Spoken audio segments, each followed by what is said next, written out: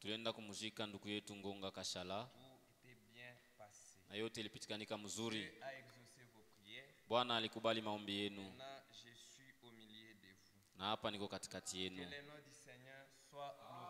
Jina la Bwana litukuzwe. Muliona ndugu Mwambayo katikati yetu. Mnampokea na furaha? Niko na furaha. Bila kukawia ndugu yangu, sina vya kusema vya mingi. Mimi namialika juu ya kuhubiri neno ya Mungu. Mutege sikio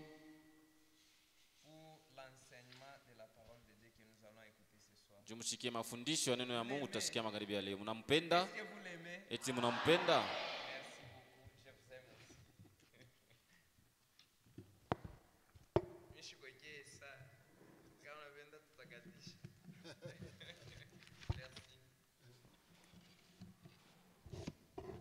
Je vous salue au nom de Jésus-Christ. Nous sommes tous dans la joie.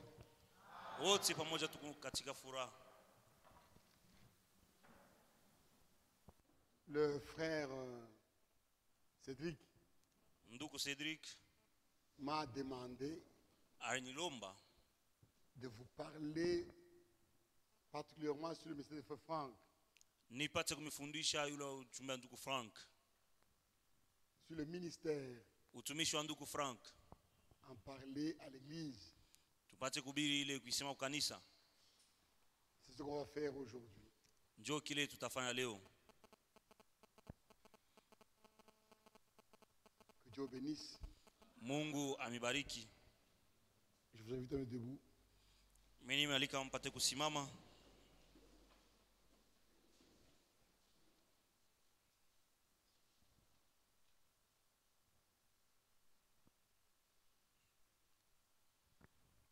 Nous sommes dans Jean. Tukuna soma mu kitabu ya Yohane. Chapitre 1. Sura ya kwanza.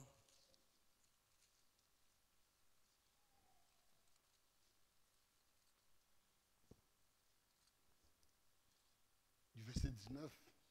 Mstari wa 19. Au verset 23. Paka mstari wa 23.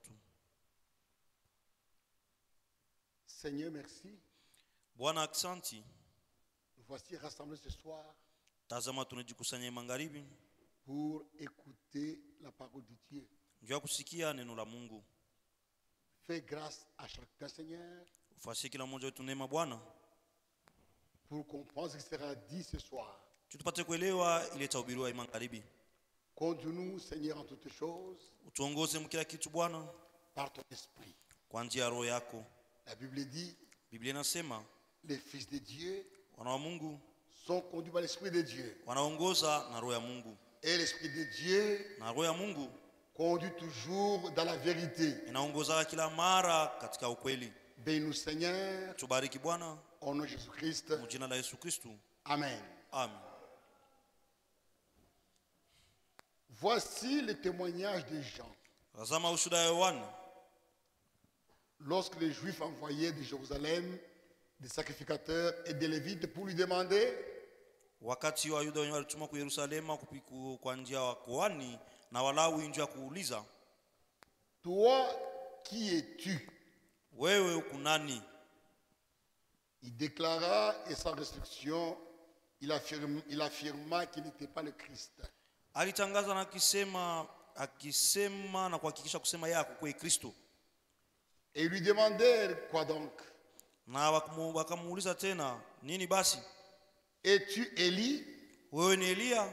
Il dit, alisema, je ne le suis point. Mimi sina Elia. Es-tu le prophète? Wewe uko nabii? Il répondit, akijibu, il répondit non. Alisema hapana, sina nabii. Il lui dit alors, bakamuonesha sasa, qui es-tu? Wewe ni nani? Afin que nous donnions une réponse à ceux qui nous ont envoyés. Ili tupate kujibia wale ambao walitutuma. Que dis-tu de toi-même? Sasa wewe unasema nini juu yako wewe mwenyewe? Moi, dit-il, Mimi nasema je suis la voix niko sauti de celui qui crie dans le désert. ya yule ambaye analalamika katika jangwa, Appréciez le chemin du Seigneur, tengeneze njia ya Bwana, comme a dit Ésaïe le prophète. mpaka vile Isaya nabii alisema. Amen. Amen. Asseyez-vous. Naweza ikala. Nous avons ici le témoignage des gens. Hapa tupokea ushuhuda wa Yohana. Les gens voulaient savoir qui il était. Watu walipenda kujua ni kitu gani Yohana alikuwa kanani. Il a affirmé devant les gens Yeye alihakikisha mbele ya watu qu'il n'était pas le Christ, ya kusema kwanza sikuwe Kristo, qu'il n'était pas Élie na alisema pia sikuwe Elia, et qu'il n'était pas le. na yeye hakuwake tena nabii. Les Juifs Wayuda attendaient la venue du Messie walikuwa wanangojea kuja kwa Masia pour les délivrer ili apate kuwakomboa de la domination des Romains. yule ya utawala ya Waroma, Et ils attendaient la venue d'Élie, na walikuwa wanangojea kuja kwa Elia, comme cela était annoncé dans Malachie 4. mpaka vile walitangaza Malakia sura 4. Et ils attendaient le prophète, Na walikuwa wanangojea nabii, le prophète qui était annoncé par Moïse ule nabii ambayo Musa alitangulia kutangaza dans Deutéronome 18. mu Kumbukumbu la Torati sura 19 mstari 19 Et il a dit 18, akisema qu'il n'était pas le Christ, yeye asikuwe Kristo il n'était pas le prophète, au kuwe nabii, il n'était pas Élie. na asikuwe Elia. Et ils lui ont dit maintenant, que dis-tu de toi-même? Sasa wakamuuliza, wewe unasema uko nani sasa wewe mwenyewe? Il connaissait ce qu'il était. Yeye alijua kila alikuwaka. Tout homme de Dieu Mtumishi wote wa Mungu, mtoto wa Mungu, connaît sa position dans le royaume de Dieu. anajua fasi yake au msimamio wake mfalme wa Mungu. Tout homme de Dieu Mtumishi wote wa Mungu connaît sa place dans l'église. anajua fasi yake mkanisa. Chacun doit connaître sa position. Kila mmoja anapaswa kujua fasi yake. Et Esaïe connaissait sa position. Isaya alijuaka fasi yake. Il était Esaïe 40, Yeye alikuwa ni Isaya 40 verset 3. mstari ya 3. Il dit qu'il était la voix Anasema alikuwa ka sauti qui crie dans le désert, mwenye kwa analalamika mchangwa, préparez le chemin du Seigneur, mtayarishe njia ya Bwana, aplanissez le chemin du Seigneur. tayarishe njia ya Bwana. Il connaissait sa position. Alijuaka fasi yake. Et dans Matthieu 3, Na mkitaba Mathayo sura 3, dans Matthieu 3, Mathayo sura 3 verset 3, mstari ya 3, ici nous avons le témoignage de Matthieu, hapa tuna ushuhuda ya Mathayo. qui a écrit cet évangile. Yeye mwenye anaandika hii Injili, Il rend témoignage sur Jean. eko na shuhudia Yohane. Et il dit, Jean est celui Yohane ni ule qui avait été annoncé par Ésaïe le prophète. ule mwenye ambayo Isaya nabii alitangazaka, Lorsqu'il dit, wakati anasema c'est ici la voix qui crie dans le c'est ici la voix ni hapa sauti de celui qui crie dans le désert. ya ule ambayo analalamika mjangwa, Préparez le chemin du Seigneur, tayarishe njia ya Bwana, aplanissez ses sentiers. tayarishe mapito yake. Matthieu confirme Mathayo kuna hakikisha que Jean est un prophète promis. ya kusema Yohana alikuwa ni nabii mwenyewe alilakaka. Il est un prophète promis. Yeye alikuwa ni nabii ule ambaye alitangulia kutangaza kulaka.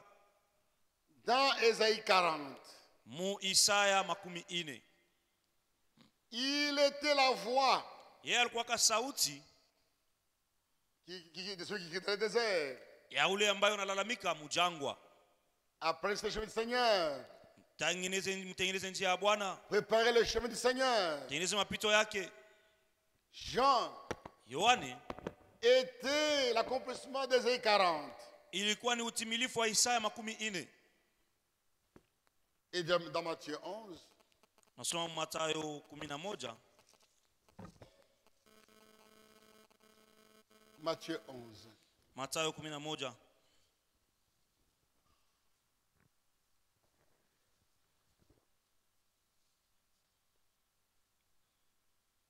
Du verset 7 Mstari ya 7 au verset 14. mpaka mstari 14. Comme il s'en allait, Charo kwa kienda, Jésus se mit à dire à la foule Yesu akaanza kwambia kundi au sujet de Jean: kuhusu Yohane. que vous allez voir au désert? Ni nani yule mlienda kuona mujangwa? Qui est Jean? Yohane ni nani? Quand vous allez au désert, au Jourdain où il baptisait, Wakati mlienda mujangwa kule ku Yordani alikuwa anabatiza. qu'est-ce que vous avez vu? Mliona nini? Qui est-il Ni nani? que vous allez voir au désert? Mlienda kuona nani mujangwa? Un rose agité par le vent? Litete yenyewe unatingizwa na pepo. Mais que vous allez voir? Sasa mlienda kuona nani? Un homme vêtu d'habits précieux? Mtu ambaye amekuja ashakuvaa mavazi ya bei. Voici, Tazama. ceux qui portent des habits précieux sont dans les maisons des rois. Bali wanavaa manguo ya bei beko manyumba ya wafalme. Que vous allez donc voir? Sasa ni nani yule mlienda kuona? Que vous donc allez voir? Ni nani yule mlienda kuona basi? Un prophète? Nabii? Oui, Ndio, vous dis-je. namwambia. Et plus qu'un prophète, Na yeye ko zaidi ya nabii. c'est celui dont il est écrit: Ni yule ambaye imeandikwa, j'envoie mon messager devant ta face tazama natuma mjumbe wangu mbele ya uso wako, pour préparer ton chemin devant toi. juu ya kutayarisha njia yako mbele yako. Le Seigneur dit: Bwana anasema, Jean, Yohane c'est celui dont Malachie a parlé. ni yule ambayo Malakia alisema. C'est celui dont Malachie a écrit dans le chapitre 3, verset 1. Ni yule ambayo Malakia alisema Malakia sura ya 3 mstari wa 1. J'envoie mon message devant ta face Mimi natuma mjumbe mbele yako, pour préparer ton chemin.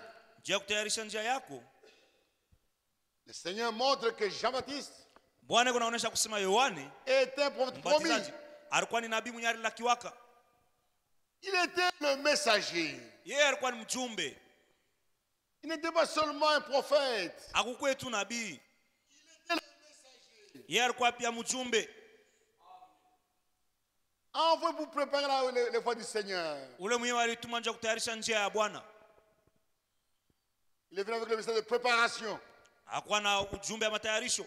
Il est venu Alikuwa avec le message de préparation. na ujumbe wa matayarisho. Je vous l'ai dit, Nawaambia en vérité, kwa kweli, parmi ceux qui sont nés des femmes, kati ya wale wanazaliwa kutokea mwanamke, il n'en a point paru de plus grand que Jean-Baptiste. hakuna mkubwa zaidi kuliko Yohane Mbatizaji. Cependant, le plus petit dans le royaume des cieux Japo mtoto mfalme wa Mungu wa mbingu est plus grand que lui. eko mkubwa zaidi yake. Depuis le temps de Jean-Baptiste Tokea wakati ya Yohane Mbatizaji jusqu'à présent, mpaka na hapa sasa, le royaume des cieux est annoncé, forcé. ufalme wa mbingu inatangazwa na kukazisha. Et ce sont les violents qui s'en emparent. Ni wale wa kujikaza ndio wanaingia. Car tous les prophètes, la loi ont prophétisé jusqu'à Jean. Kwa maana manabii wote na sheria Et si walitangaza vous voulez le kutoka na Yohane. comprendre, Na kama unapenda kuelewa, c'est lui et l'Élie qui devait venir. ni yeye ndio ile yule apasha kuya. Que ceux qui ont des oreilles pour entendre, Basi yule una masikio ndio kusikia, entendent. asikie. Jean a été présenté Bali muonesha Yohane par tous par les apôtres. kwa nabii, kwa mitume wote. Jean a parlé de lui. Yohane alisema juu yake. Matthieu a parlé de lui. Mathayo alisema juu yake. Le Seigneur a parlé de lui. Bwana mwenyewe alisema juu yake. Il était le prophète, Yeye alikuwaka nabii, le messager, alikuwaka mjumbe, envoyé pour préparer le chemin du Seigneur. ule mwenyewe alitumaka nje kutayarisha njia ya Bwana. Et quand nous sommes dans Marc, Na wakati tunasoma kitabu ya Marko, Marc 1, Marko sura ya kwanza,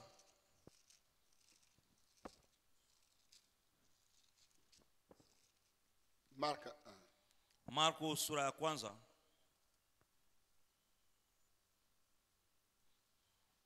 Commencement de l'évangile de Jésus-Christ, le Fils de Dieu. mwanzo ya injili ya Yesu Kristo mwana wa Mungu, Selon ce qui est écrit kufuatana na ile imeandikwa dans Ésaïe le prophète. na kitabu ya Isaya nabii. Voici, j'envoie devant toi mon messager Tazama natuma mbele yako mjumbe wangu, pour préparer ton chemin. juu ya kutayarisha njia yako. Ça, c'est Malachie 3, verset 1. Hapa ni Malakia sura ya 3 mstari wa kwanza. C'est la voix de celui qui crie dans le désert. Ni sauti ya yule ambaye analalamika mjangwa, Préparez le chemin du Seigneur. tayarishe njia ya Bwana, Après ces sentiers. tayarishe mapito yake. Ça, c'est Ésaïe 40, verset 3. Hapa ni Isaya 40 mstari wa 3. Il connaissait ce qu'il était. Yeye alijua kila alikuwaka. Et aujourd'hui, dans cet âge, Na leo mwiki kizazi, nous sommes dans l'âge de Laodicée, tuko mkizazi kia Laodikia, le dernier âge, kizazi kia mwisho avant l'enlèvement. mbele ya kunyakuliwa. Il y a eu l'âge d'Éphèse, Kulikuwa kizazi kia Efeso avec comme messager Paul. na mjumbe wake Paulo. Après cela, Kisha ile kizazi il y a eu l'âge de Smyrne, kulikuwa kizazi kia Smirne avec comme messager Irénée. na mjumbe wake Irene. L'âge d'Éphèse Kizazi kia Efeso a commencé avec le jour de Pentecôte ilianza ile siku ya Pentekosta et s'est terminé en l'an 170. na kilimalizika mwaka 170. Et le messager de cet âge Na mjumbe wa ile kizazi était Paul. alikuwaka Paulo. Le deuxième âge, Kizazi kia pili c'est l'âge de Smyrne, ilikuwa ni kizazi kia Smirne, qui a commencé en 170 kile kilianza mwaka 170 et s'est terminé en 312. na kilimalizika mu 312. Et le messager de cet âge Na mjumbe wa ile kizazi était Irénée. alikuwaka Irene. Et le troisième âge, Na kizazi kia tatu, c'est l'âge de Pergame, kizazi kia Pergam, qui a commencé en 312 kile kilianza mwaka 312 et s'est terminé en 606. na kilimalizika mu 606. Et le messager de cet âge Na mjumbe wa ile kizazi était Martin. alikuwaka Martin. Et le quatrième âge, Na kizazi kia ine c'est l'âge de Thyatire, ni kizazi kia Tiatiro, qui a commencé en 606 kilianza mu mwaka 606 et s'est terminé en 1520. na kilimalizika mu 1520. Et le messager de cet âge Na mjumbe wa ile kizazi était Colomban. alikuwaka Kolomba. Et le cinquième âge, Na kizazi kia tano c'est l'âge de Sardes. kiwani kizazi kia Sardo, C'est l'âge des protestants, kizazi kia Protestant, qui a commencé en 520, kilianza mu mwaka 520 1520, 1520 et s'est terminé en 1750. na kilimalizika mu Et 1550. le messager était Luther. Na mjumbe alikuwa ni Luther. Et le sixième âge, Na kizazi kia sita c'est l'âge de Philadelphie, ni kizazi kia Philadelphie, qui a commencé en 1750, kilianza mu 1550 1750, 1750 et s'est terminé en 1906. na kilimalizika mu 1906. Et le messager était Wesley. Na mjumbe wa ile kizazi alikuwa ni Wesley. Et maintenant, Na sasa nous sommes dans le dernier âge, tuko mu kizazi kia mwisho, l'âge de Laodicée. kizazi kia Laodikia. C'est le dernier âge. Njo kizazi kia mwisho. Cet âge a commencé en 1906 Hii kizazi kilianza mu 1906 et va se terminer avec l'enlèvement. kitamalizika wakati kunyakuliwa kutafanyika. C'est l'âge de Laodicée Ni kizazi kia Laodikia qui a eu comme messager kikuwa na mjumbe wake Frère Branham. Nduku Branham. Frère Branham Nduku Branham est le dernier messager. yeye ndio mjumbe wa mwisho, Le message de l'âge de Laodicée. mjumbe wa kizazi kia Laodikia, Cet âge qui précède le retour de Christ. kizazi kile kinatangulia kurudi kwa Kristo. Voilà pourquoi, Ndio kwa maana dans cet âge, mwiki kizazi le messager est un prophète. mjumbe ni nabii. Dans les autres âges, Mwivi vizazi vingine vilipita, j'ai envoyé des docteurs, Mungu alitumaka walimu, des apôtres et autre chose. ba mtume na wale wengine, Mais dans l'âge de l'Odyssée, lakini mkizazi kia Laodikia Dieu a envoyé un prophète. Mungu alituma nabii. Cet âge est très important. Hii kizazi ni kama faa sana. C'est l'âge qui vient juste avant le retour de Christ. Ni kizazi kile kinatangulia kurudi kwa Kristo. Voilà pourquoi Dieu a envoyé un prophète Ndio kwa maana Mungu alituma nabii avec un message particulier na ujumbe wa upekee pour préparer le retour de Christ. juu ya kutayarisha kurudi kwa Kristo. C'est vrai. Ni kweli Le message de Frère Branham, ujumbe wa Nduku Branham, le message que Dieu nous a envoyé par Frère Branham, ujumbe ile Mungu alitutumia kupitia Nduku Branham, le message ujumbe que Dieu ya Mungu nous a envoyé alitutumia par Frère Branham kupitia Frère Branham, Nduku Branham, est un message de préparation. ni ujumbe ya matayarisho. C'est lui qui veut prendre part à l'enlèvement, Ule mwenye anapenda kushiriki kunyakuliwa doit prêter l'oreille à ce message. anapasha kushikia hii ujumbe. Et Frère Branham est un prophète. Na Nduku Branham yeye ni nabii, Il est le prophète Élie yeye ni nabii Elia qui était annoncé par Malachie. ule mwenye Malaki alitangulia kutangaza. Frère Branham est un prophète, Nduku Branham alikuwa nabii exactement comme Moïse, mpaka vile sawa sawa na Musa, comme Élisée, comme Esaïe, sawa Isaya, comme Jérémie, sawa Yeremia, comme Daniel. sawa Danieli. Frère Branham, Nduku Branham Dieu lui parlait Mungu alikuwa anazungumza par naye des visions et par des songes. kupitia maono na mandoto, Et il avait le ainsi dit le Seigneur. na yeye alikuwa na hivi Bwana anasema. Il est le prophète Élie Yeye ni nabii Elia dont Malachie avait parlé. ule ambayo Malaki alitangulia kutangaza. Malachie 4. Malaki sura 4.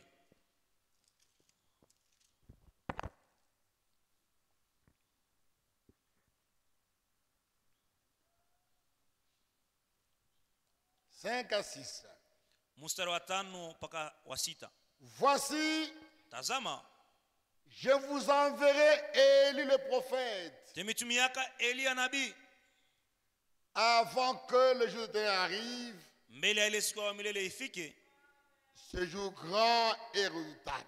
ile siku kubwa na ya kuogopesha. Dans le plan du salut, Mumapu ya wokovu il y a des temps différents. kuku manyakati ya kuachana. Il y a le temps qu'on appelle autrefois, Kuku wakati unaanza kuitaka zamani, qui est ile wakati ya sheria. le temps Kisha ile wakati grâce. wakati ya neema ilianza.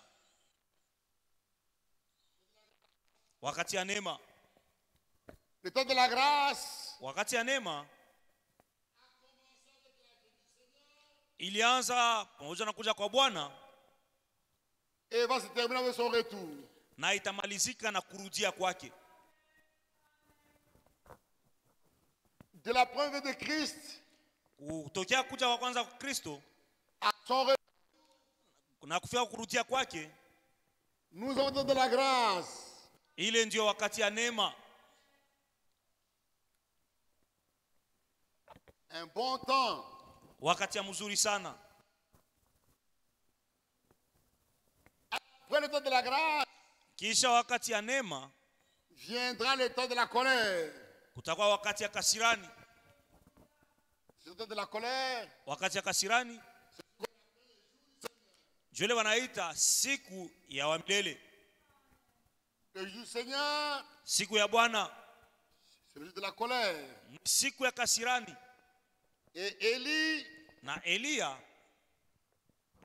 a annoncé mwenyewe alitangazaka,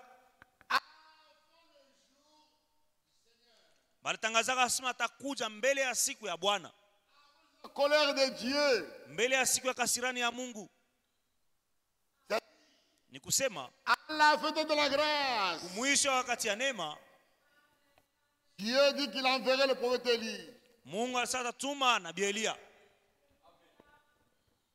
Frère Branham est venu Ndugu Branham alikuya dans l'âge de la Odyssée, mkizazi kia Laodikia, le dernier âge, kilikuwa kizazi kia mwisho avant le retour de Christ, mbele ya kurudia kwa Kristo, avant le jour de la colère.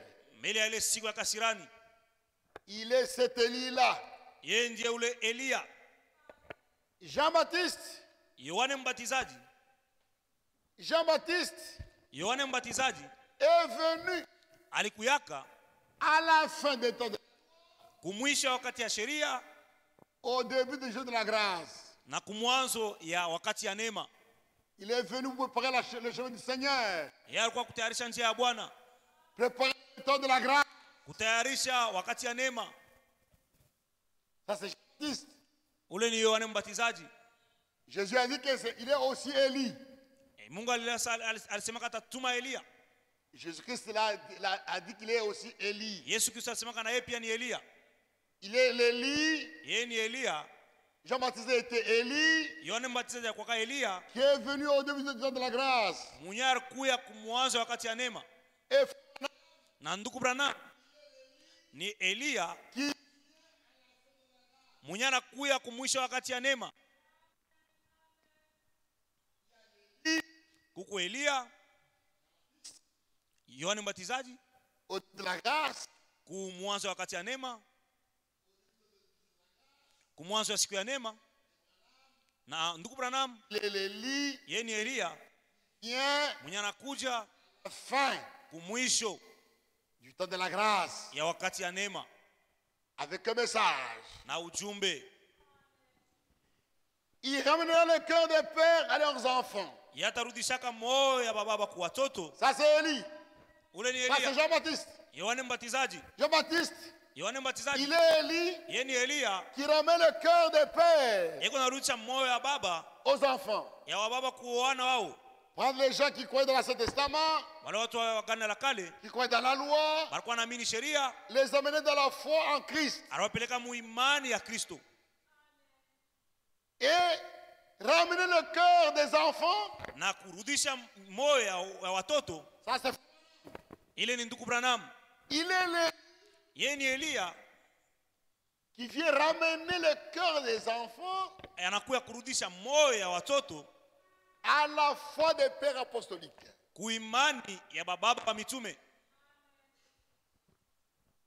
Par son message, Mwi ujumbe Frère Branham ramène les enfants de Dieu ndugu Branham anarudisha watoto wa Mungu à la foi des pères apostoliques. kuimani ya baba wa mitume.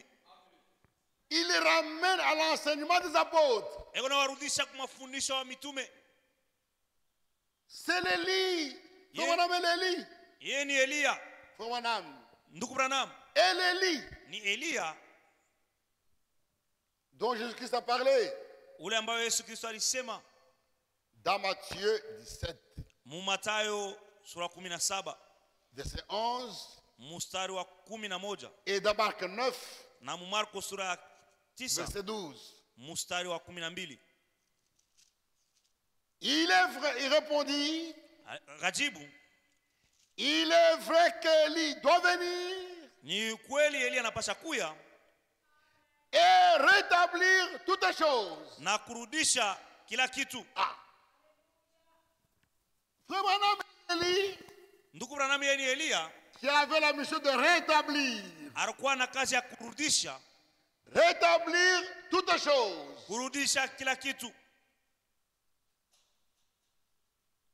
Rétablir la doctrine des apôtres. kurudisha mafundisho ya mitume.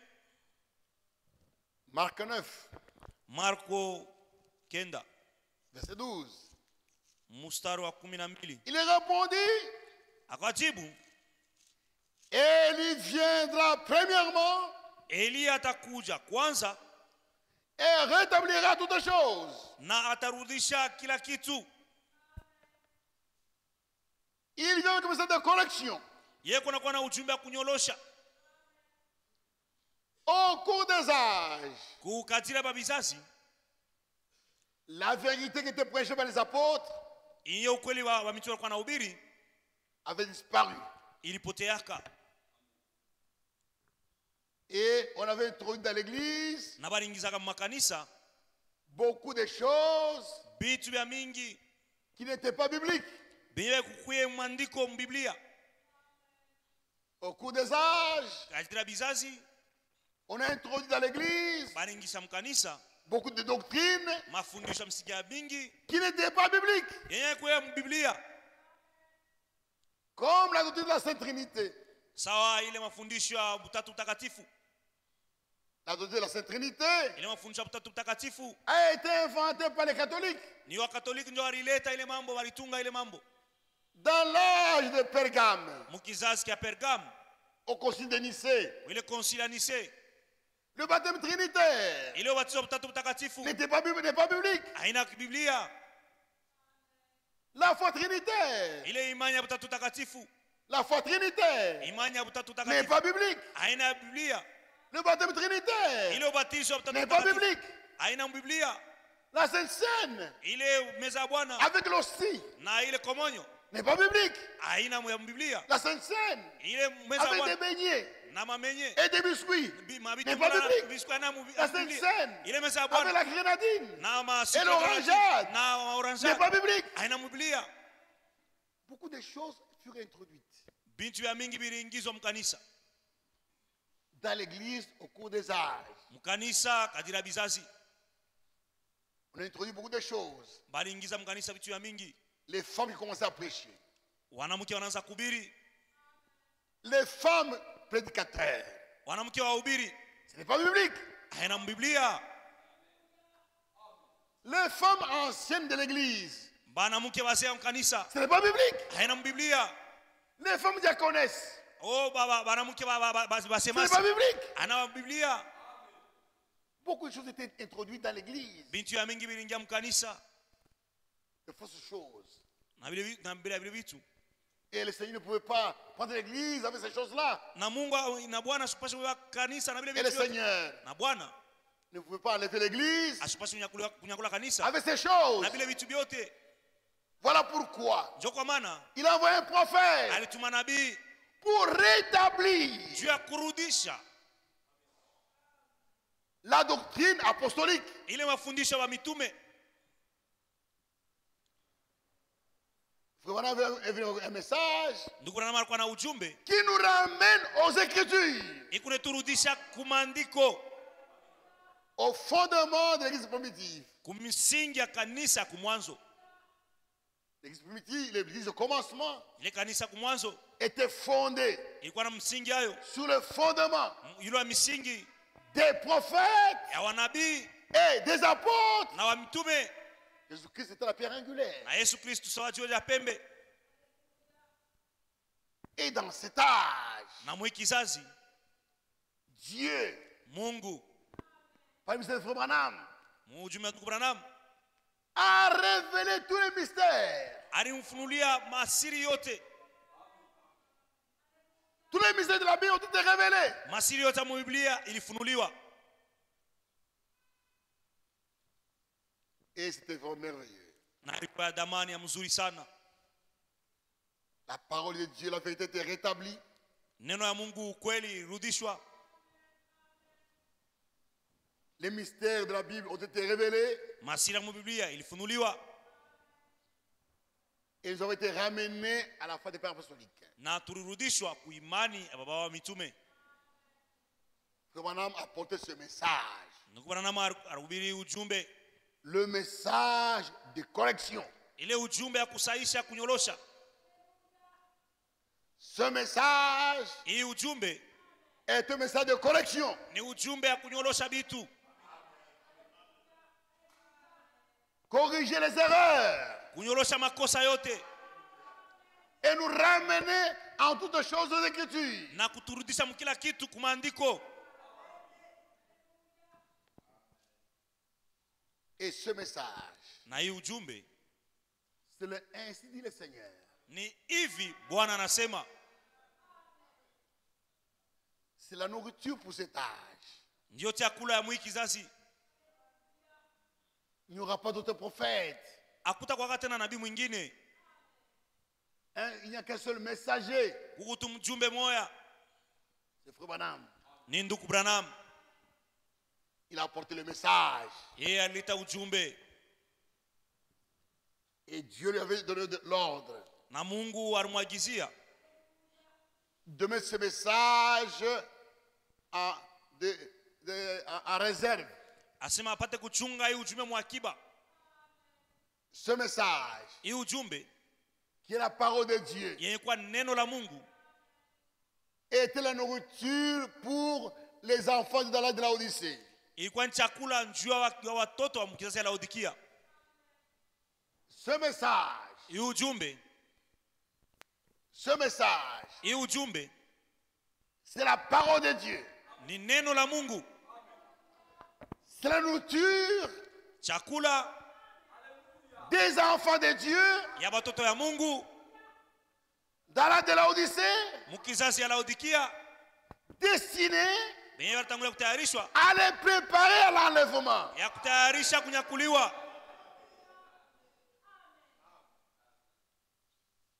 Pour que ça ne puisse pas disparaître. Pour que ça ne puisse pas disparaître. njoo ile isipate kupotea. Dieu a ordonné que cela soit emmagasiné.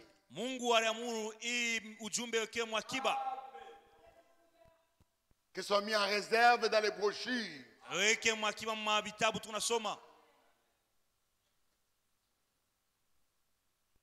Et Frère Branham lui-même, Na ndugu Branham mwenyewe pendant qu'il était en vie wakati alikuwa mzima, et qu'il a porté le message, alikuwa anaenda ubiri ujumbe, avait annoncé alitangazaka que après lui, ya kusema kisha yeye s'il mourait, kama anakufwa, Dieu a suscité Mungu atalamusha quelqu'un d'autre, mtu mwingine, une autre personne, mtu mwingine pour continuer avec le message de correction. juu ya kuendelesha na hii ujumbe ya kunyorosha bitu. Et cette personne, Na ule mtu c'est Frère Franck. ni ndugu Frank. Frère Franck Ndugu Frank est la personne, ndio ule mtu, est la personne ndio ule mtu dont Branham parlait, ule mwenye ndugu Branham alikuwa anasemea qu'après lui, kusema kisha yeye il viendrait quelqu'un d'autre. kutakuyaka mtu mwingine. Franck n'est pas un prophète. Ndugu Frank haina nabii. Franck n'est pas un messager. Ndugu Frank haina mjumbe. Il n'y a que sept messagers. Kuku paka wajumbe 7. Franck n'a pas de message. Ndugu Frank ana na ujumbe yake. Il n'a pas son message. Yeye ashina na ujumbe yake. Il n'est pas prophète. Yeye ashina nabii. Dieu l'a établi Mungu alimweka pour continuer, juu ya kuendelesha, pour prendre juu ya kuchukua le message ujumbe apporté par Frère Branham ile ya ndugu Branham alihubiri et le donner aux autres. na kuikabulia kwa watu wengine. Franck ndugu Frank prêche le message eko na ubiri ujumbe qui était apporté yenye iletwaka ilubiriwaka par Branham. ndugu Branham. C'est la personne qui devait venir après lui. Njo muntu alipasha kuya kisha ndugu Branham. Et Branham en avait parlé. Na ndugu Branham alisemaka L'esprit de Christ. roho ya Kristo. Paragraphe 20. Mahubiri roho ya Kristo paragraphe 20. À l'exception de l'autre jour, Kutosha kwa ile siku lorsque je suis venu à l'ouest, wakati nitokea ku west ku magharibi, vous avez joué la bande. mulipitisha ile band. Beaucoup parmi vous, je pense. Et vous Ouais. comprenez. Wengi katikati yenu Je ne sais pas ce que misijue j'attends. kile ninangojea. Je suis ici maintenant. Niko hapa sasa, Je ne sais pas pourquoi. misijue juu ya nini. Je ne fais qu'attendre. Niko tu nachunga. Peut-être Saa zingine que c'est le temps pour moi de rentrer à la maison. saa zingine ni wakati yangu ya kurudia kunyumba, C'est-à-dire de mourir. kusema wakati yake ya kufa. C'est peut-être Saa zingine c'est le temps pour moi de rentrer à la maison. saa zingine ni wakati yangu ya kufa. On dirait que c'est vraiment cela. Tunaweza kusema njoo vile. Si c'est le cas, Kama njoo vile ni wakati yangu ya kufa, il se lèvera après moi, mtu mmoja atamkaka kisha mie, qui continuera avec le message. mwenye atendelesha na hii ujumbe. Ça c'est une personne étrange, Atakuwa ni mtu wa upekee, mais il se lèvera après ceci lakini atamkaka kisha hii et continuera avec le message. na atendelea na hii ujumbe, Et écoutez cela, na msikie ile tant que c'est scripturaire, wakati yote inaambatana na maandiko. accrochez-vous-y. Mujambatanishe, mujikobeke. Amen. Amen. Et Franck, Na ndugu Frank c'est l'homme dont Branham disait njo mtu ambaye ndugu Branham alikuwa anasema qu'après lui, na kusema kisha yeye il se lèverait quelqu'un d'autre huyu mtu mwata simamaka avec le même message. na hii ujumbe moya moya.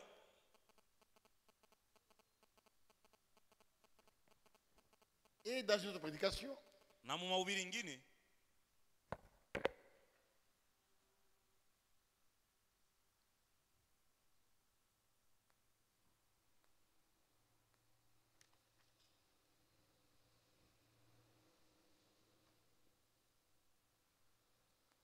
c'est rangé du côté de Jésus. kujipanga kwa ngambo ya Yesu, C'est rangé du côté de Jésus. kujipanga ngambo ya Yesu. Il y a trois choses qui pourraient m'arriver. Kuko bitu tatu binaweza kunifikia. Paragraphe 62. Paragraphe 62. C'est rangé du côté de Jésus. Paragraphe 62. Paragraphe 62, c'est rangé du côté de Jésus. Il y a trois choses qui pourraient m'arriver. Kuko bitu tatu binaweza kunifikia. Soit Au c'est la fin de ma route ni mwisho ya wakati yangu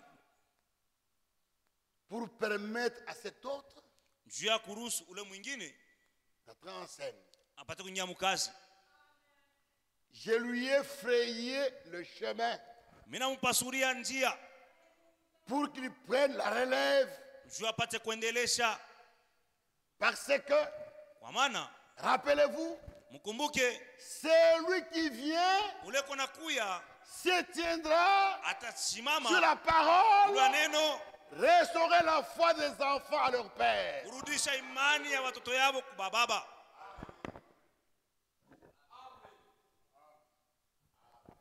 Celui dont Frère parle ici, Ule ambayo ndugu Branham anasema c'est hapa Frère Franck. ni ndugu Frank. Il vient après lui Kutu yeye avec le même message. ai ujumbe moya moya Restaurer kurudisha la foi des apôtres. ya baba mitume. C'est vrai. Ni kweli La prédication, mahubiri, tous les regards vers Jésus. muangalie Yesu.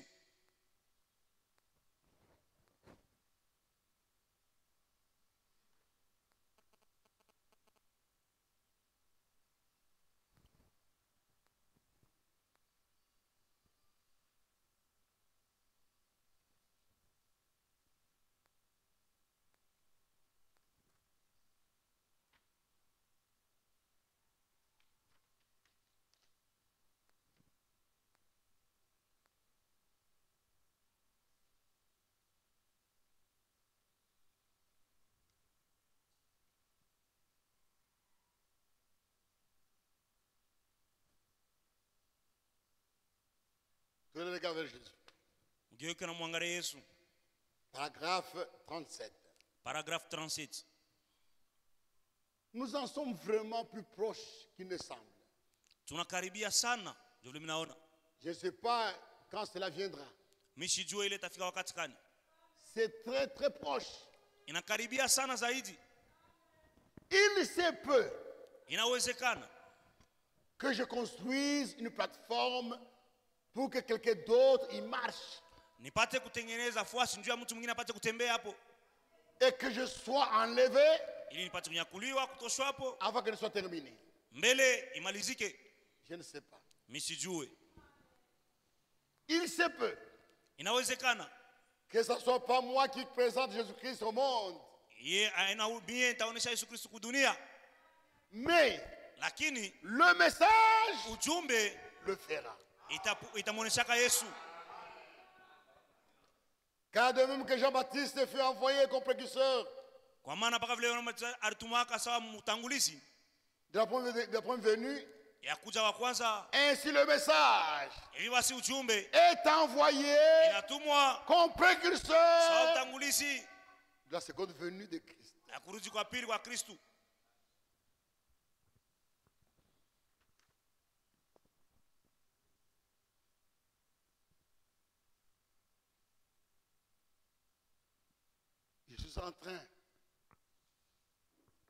Je suis en train de poser une fondation Niko natia msingi sur laquelle un autre doit. Aïe, aïe. La photocopie n'a pas bien donné. Je suis en train de poser une fondation sur laquelle un autre doit. Niko naweka msingi yule ya ule ambaye anapasha Il doit se tenir debout, il doit marcher. anapasha kutembea. Donc, frère Franck Ndugu Frank n'est pas un prophète. yeye ana nabii. Plusieurs fois on a posé des questions à frère Franck. Mara mingi walimuuliza ndugu Frank, Qui es-tu? wewe ndugu Frank unani? Il dit, je ne suis pas le prophète. Anasema mie sina nabii, Je ne suis pas le messager. mimi sina mjumbe. Le messager, Mjumbe c'est frère Branham. ni ndugu Branham, Le prophète, nabii c'est frère Branham. ni ndugu Branham. Moi, Mie j'ai été envoyé nilitumwa pour distribuer. juu ya kukula chakula. Et frère Franck Na ndugu Frank est la personne qui continue ni mtu anaendelea avec le message. ekuendelea na ujumbe, Et celui qui prête attention na wale wenye wanasikia marcheront dans la parole jusqu'à la fin. bali wanasikia watatembea mneno mpaka na kumwisho. Beaucoup de ceux qui ont méprisé frère Franck Wengi ya wale walimdharau ndugu Frank dans son ministère mutumishi wake sont tombés dans les fausses doctrines. bo basa wanga mafundisho ya bongo. Tous ces gens que vous entendez parler, oh, les tonnerres, Bali wote mnasikia oh, les mingurumu, tonnerristes, mingurumu inafunuliwa ils sont tombés dans ces choses-là bo basa wanga mu vile vitu parce qu'ils n'ont pas prêté attention kwa maana bakusikie au ministère d'enseignement. wile mtumishi ya kufundisha ya walimu. Branham est un prophète. Ndugu Branham alikuwa nabii, Il a révélé la parole de Dieu. yeye arusha neno ya Mungu. Franck était un enseignant. Ndugu Frank ni mwalimu, Son travail, kazi yake se met chaque chose à sa place dans la parole de Dieu. ni kwa kila kitu mfuashi yake mneno ya Mungu. Mais dans ce message, Mwe ujumbe mettre Dans ce message weka mwi ujumbe que Branham a apporté, ile ndugu Branham alileta, met chaque chose à sa place. weka kila kitu pafashi yake.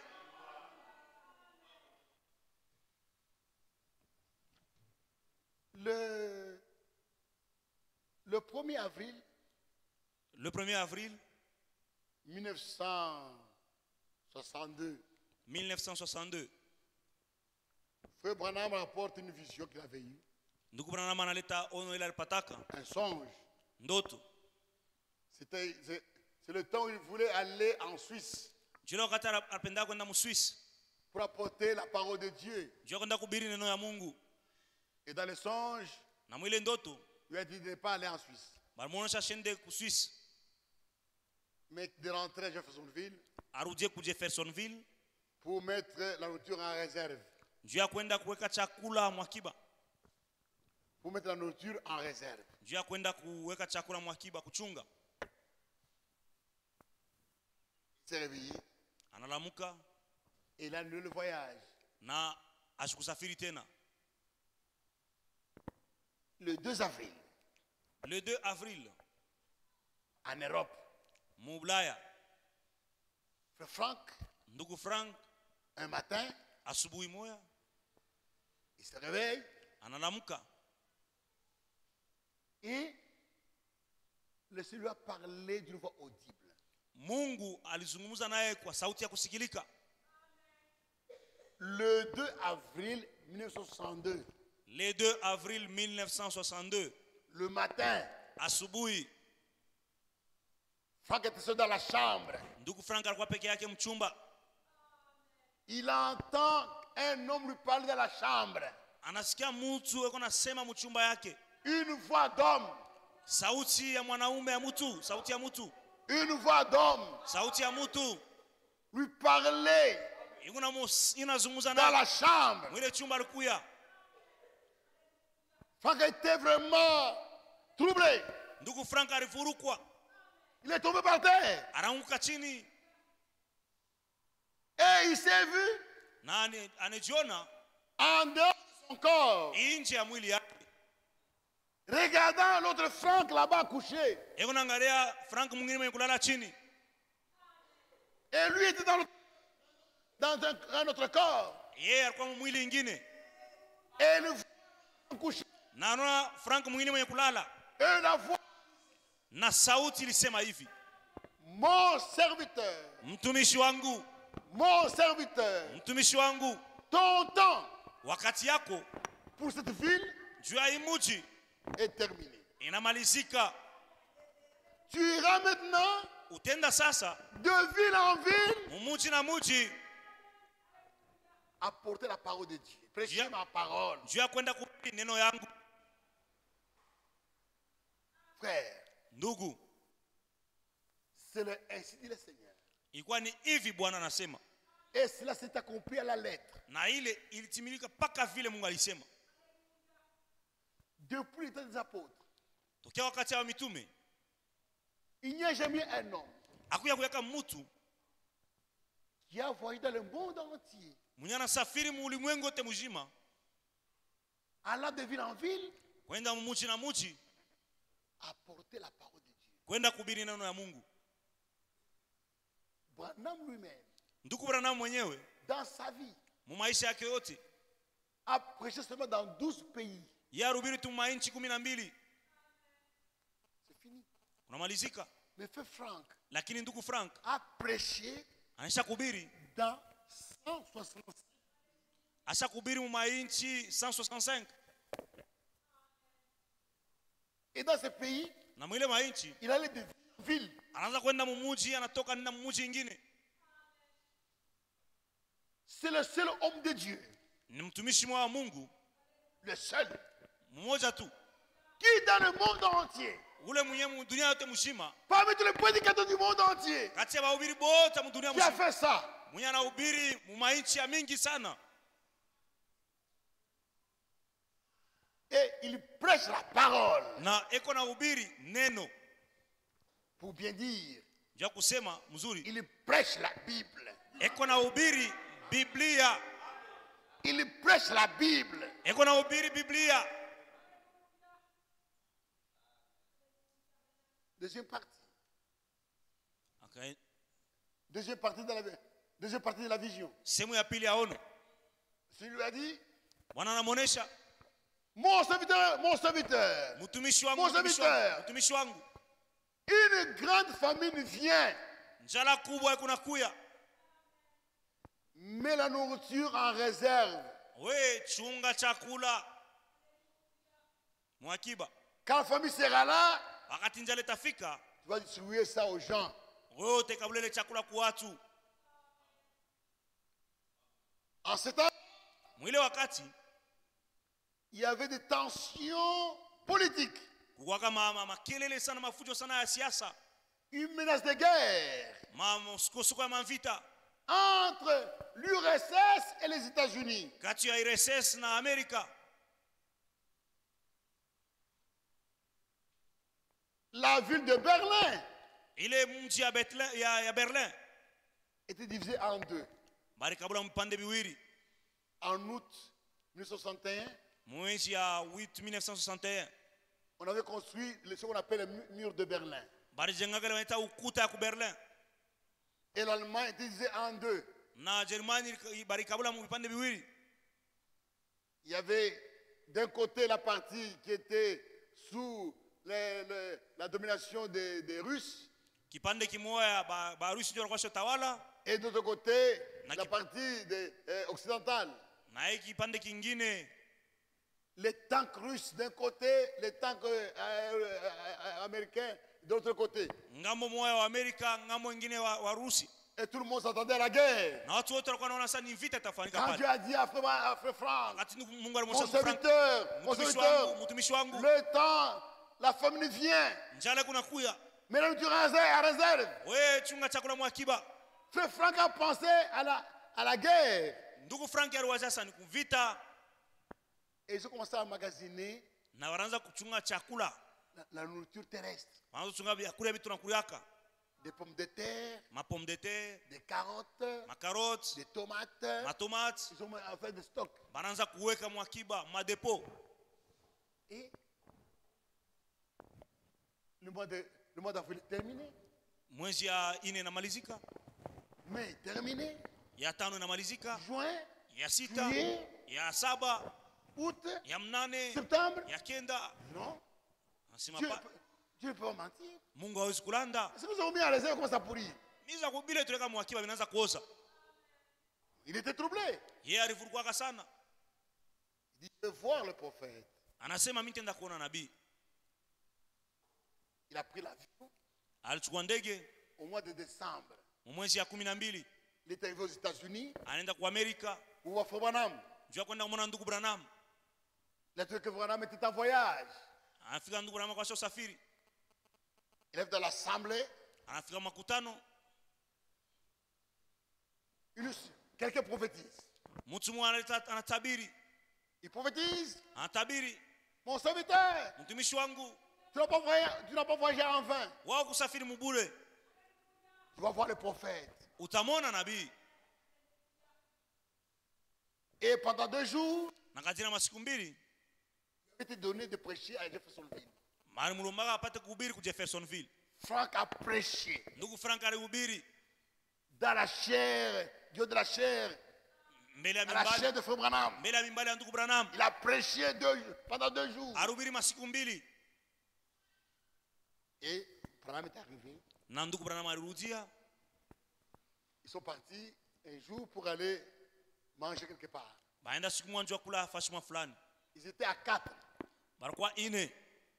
Frère Branham, Ndugu Branham, Frère Sotman, ndugu Sotman, Frère Bankswood ndugu Bankswood et Frère Frank. na ndugu Frank. Je répète, Minarudia, Branham, ndugu Branham, Bankswood, Bankswood, Bankswood Bankswood et Sotman na Sotman et Frank. na ndugu Frank. Ils sont partis pour aller manger quelque part Barenda fashima njoo kula. dans un restaurant. Ilikuwa ni mu restaurant. Pendant qu'ils mangeaient, Wakati walikuwa nakula,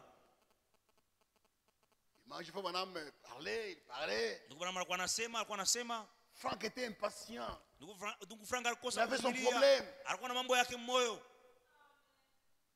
il voulait faire le signe pour dire à Frère qu'il avait un mot.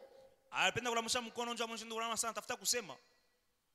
Il a vu son frère tourner la tête Anaona tu ndugu Branham anageuka, et le regarder. anamwangalia.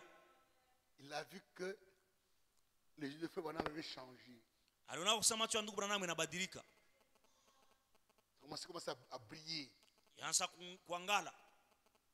Il dit, Anasema, frère Franck, ndugu Frank, tu veux que je te dise ce que le Seigneur t'a dit en Allemagne unapenda nikuoneshe kile Mungu alikuonesha usiku et que tu n'avais pas compris? na wewe ukuelewe?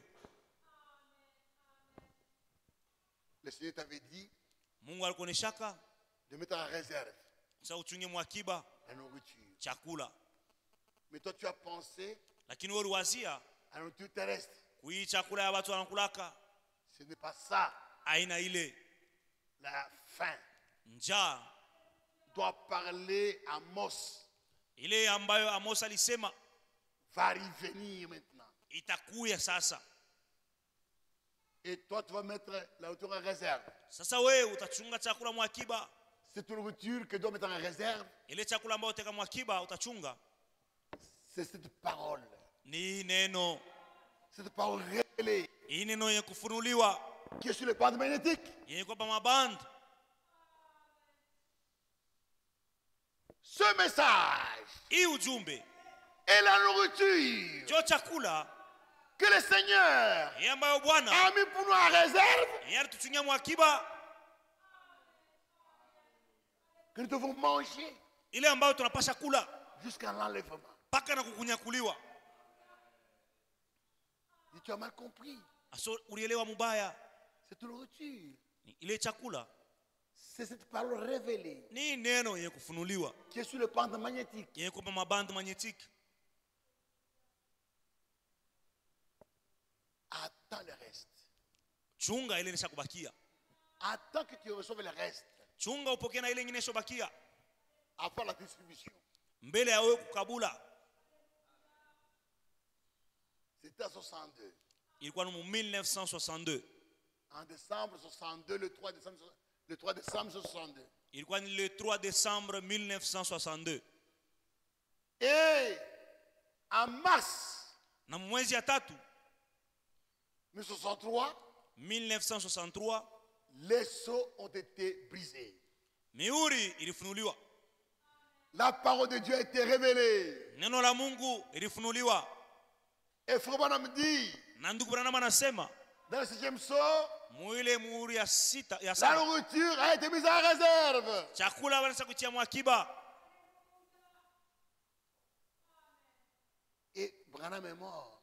Na ndugu Branham alikufa, Et Franck continue à tuer la nourriture. na ndugu Frank yako naendelea mkabula chakula, Il continue à donner des instructions yako naendelea kuleta mafundisho pour nous ramener à la parole de Dieu. juu ya kuturudisha kuneno ya Mungu. Il corrige. Yako na nyorosha Quand il dit, wakati anasema nous devons nous appeler frères, tunapaswa kuitana ndugu, ce n'est pas une pensée. haina wazo, Non. hapana, C'est la parole de Dieu. ni neno la Mungu Pour nous ramener juu ya kuturudisha à la parole de Dieu. kuneno la Mungu, Pour nous ramener à la Bible. juu ya kuturudisha kwa Biblia. C'est vrai. Ni kweli, Frère Franck ndugu Frank continue avec ce message. iko naendelea na hii ujumbe, Il continue à apporter des corrections. iko naendelea na kunyorosha Là où nous avons mal compris, il vient nous corrige. pale tulielewa mubaya, anakuya anatunyorosha Pour nous ramener juu ya kurudisha en toutes choses kila kitu à la Bible. ku Biblia. Voilà pourquoi nous devons être attentifs. Ndio kwa maana tunapaswa kusikia mzuri sana. Celui qui appelle Branham, Unalita ndugu Branham, celui qui appelle Franck. ndio unalita ndugu Frank. Deux ministères différents. Mautumishi mili ya kuachana. L'un était un enseignant, Mmoja ni mwalimu, l'autre était prophète. mwingine ni nabii. Je lis ici, on va terminer. Mitasoma hii na tutamaliza.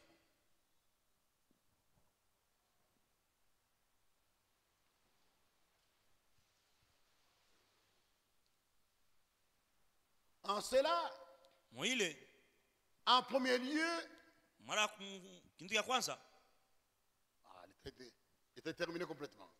wakati namalizika Je crois que vous avez compris l'essentiel. mimi nadhani kusema mnaelewa ya mafaa. Que Dieu vous bénisse. Mungu amibariki. Les deux ministères vont ensemble. Ile mautumishi mbili kunaenda pamoja.